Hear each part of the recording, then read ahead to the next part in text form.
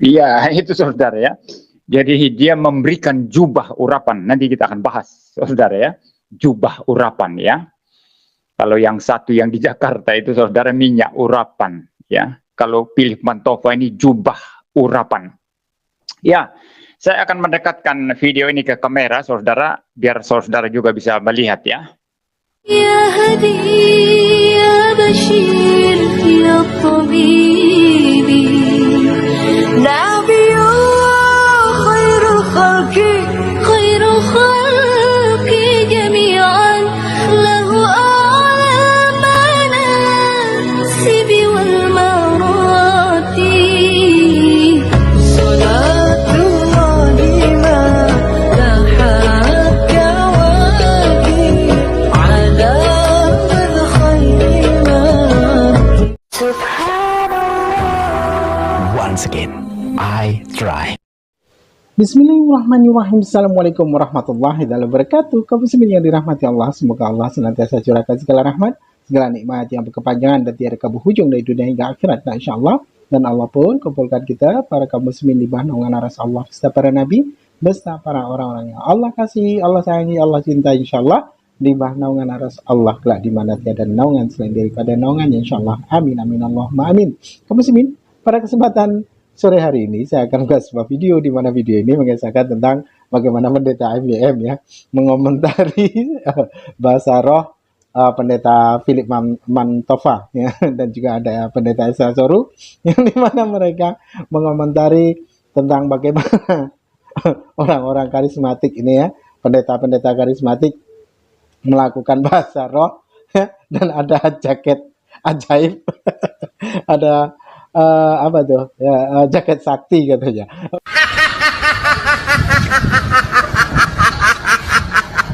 Oke, demikian kamu muslimin videonya. Api secara supranatural. He is going to baptize you in the Holy Spirit. Saya dibaptis tahun 92. Tapi saya menerima baptisan Roh Kudus itu sungguhan saya tahu. Saya berbahasa lidah dan gak pernah bisa berhenti lagi. Maksudnya saya tidak pernah lagi tidak memiliki karunia tersebut dari tahun 95. Tahun-tahun itu. Bapak Ibu Saudara, hari ini yang belum terima bahasa roh, kita berdoa ya. Gunanya apa sih bahasa roh? Apa tuh bahasa roh? Bahasa roh itu yang ngerti Bapak, bukan kita. Bahasa roh itu bahasa doa. Misalnya kalau anak Anda 1 minggu bergaul dengan cousinnya atau sepupunya di sekolah di Singapura, pulang-pulang Inggrisnya Singlish, anak Anda pun tertular. Orang yang bergaul dengan Roh Kudus kepenuhan, bahasamunya pun tertular. Bahasa doa. Bahasa roh adalah sebuah bahasa rahasia sorga untuk kita berdoa bagi orang yang tidak kita kenal, misionaris-misionaris seluruh dunia, dan berdoa juga untuk orang-orang yang kita tahu. Tapi kita nggak perlu tahu seluk-beluk masalahnya. Misalnya anak-anak mau doakan orang tuanya, nggak tahu semua masalah mereka. Bahasa roh itu bahasa syafaat. Tetapi bahasa roh bukan hanya untuk berdoa. Orang yang kepenuhan baptisan Roh Kudus itu, orang itu dibaptiskan dengan api. Mereka tiba-tiba jadi berani. Dulu saya orangnya pemalu. Setelah tahun 95 itu saya jadi berani beritakan Injil seperti ini. Kalau dulu saya berdiri di depan Anda gini, mungkin saya pingsan, saya mati langsung masuk ke surga. Tetapi hari ini Tuhan mengubah sifat dasar saya menjadi seorang saksi yang berani. It's the Holy Spirit, not me.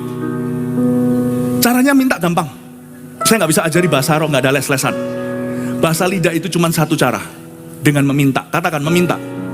Yesus berkata, barang siapa meminta akan diberikan, barang siapa mencari dia akan menemukan, barang siapa mengetok pintu akan dibukakan.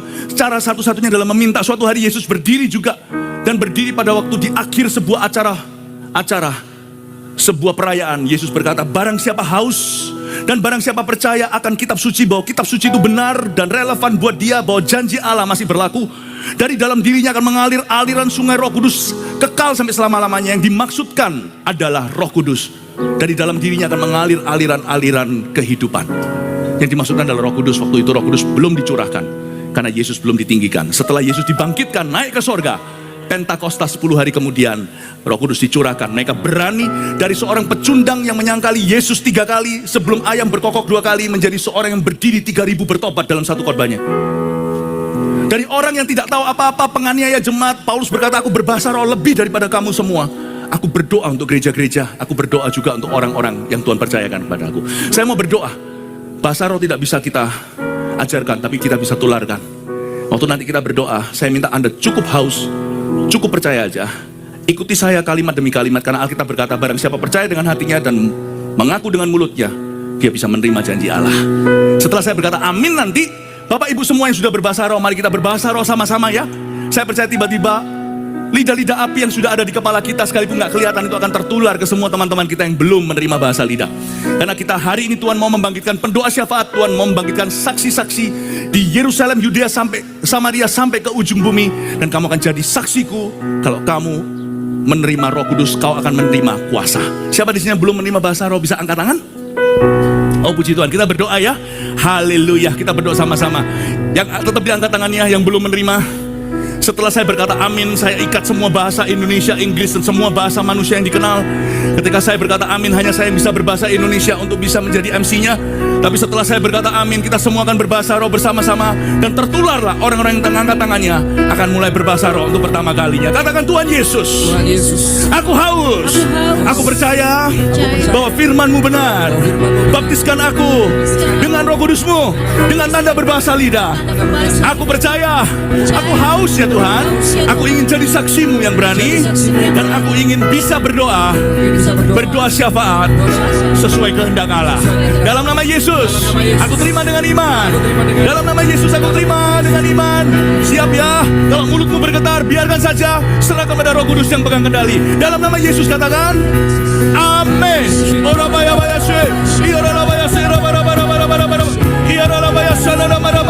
Terima dalam nama Yesus Kristus. It's the gift of Pentecost. Dear Jesus, only you can baptize men in your spirit and in fire. In Jesus' name, Uramayase. There we go. Saya lihat orang-orang yang mulai berbahasa lidah. Haleluya. Uramayase, Uramayase. Jangan berhenti, terus berdoa.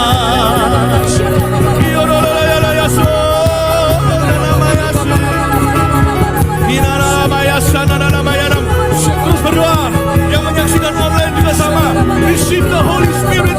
Terima Roh Kudus dalam nama Yesus. Oh Ramayase. Haleluya.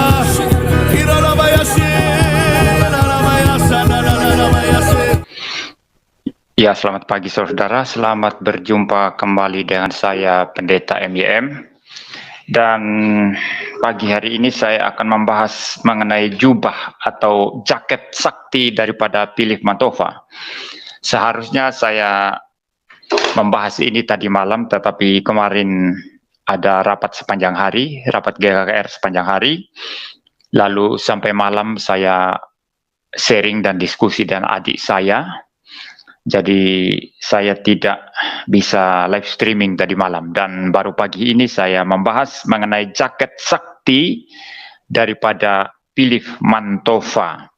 Nah, sebelum saya memberikan komentar-komentar saya akan memutar dulu satu video Philip Mantova yang membuka jaketnya lalu diarahkan kepada orang-orang yang ikut KKR-nya, lalu orang-orang yang ikut KKR-nya itu kemudian rebah ke belakang, semua rebah ke belakang, ribuan orang rebah ke belakang. Ya, jadi saya ambil video itu dari salah satu kanal YouTube saudara, dan saya ingin memperdengarkan suaranya dulu ya, supaya saudara mendengar apa yang dikatakan oleh Philip Mantova secara manual aja di sini. Dan setelah itu videonya saya dekatkan ke kamera sehingga saudara-saudara juga bisa melihat ya. Ya, mari kita mendengarkan suaranya dulu saudara ya.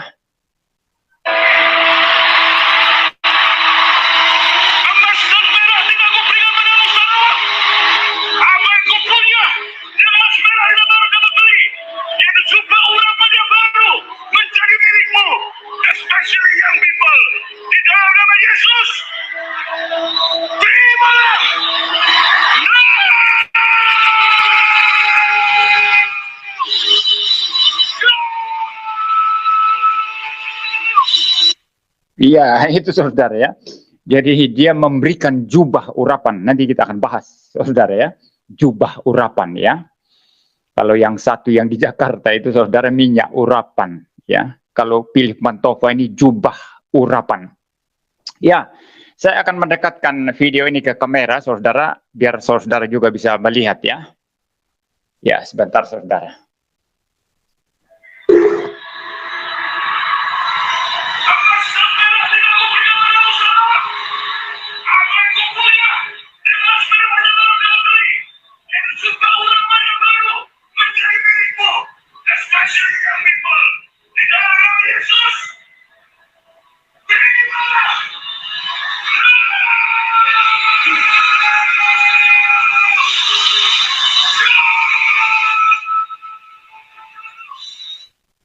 Ya, gitu saudara ya.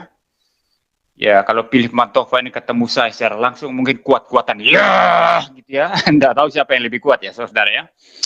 Ya, saya enggak pernah ya gitu ya. Lebih baik saya gunakan suara saya ini dengan sebaik mungkin, saudara, untuk berkhotbah, mengucapkan kata-kata yang jelas, yang merupakan penjelasan, merupakan khotbah, merupakan pemaparan, eksposisi daripada Alkitab, sehingga iman orang-orang boleh dibangunkan, saudara ya.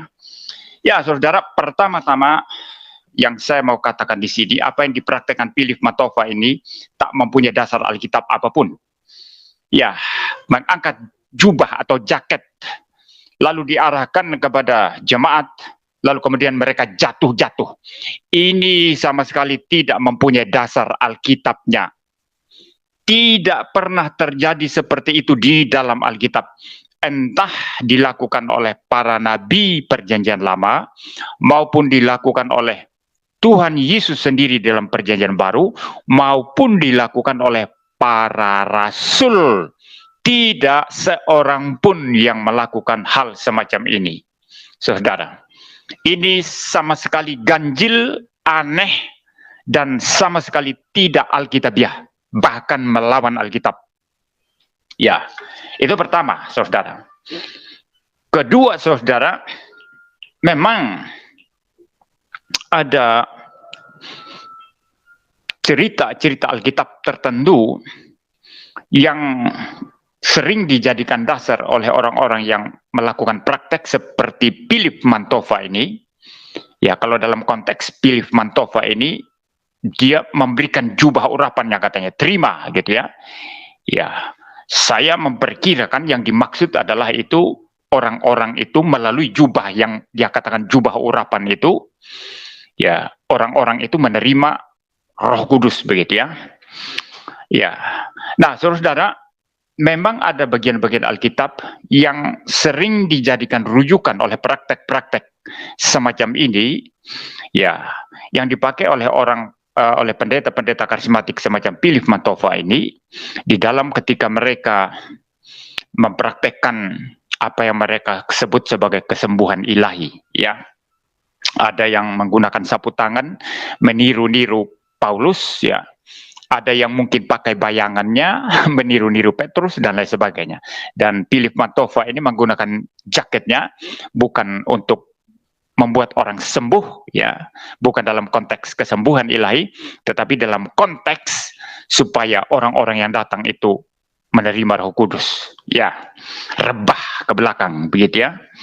Nah, saya akan membuka bagian-bagian Alkitab itu, saudara, yang mereka jadikan rujukan untuk praktek-praktek menyesatkan sebagaimana yang kita lihat dilakukan oleh Philip Mantova ini, saudara.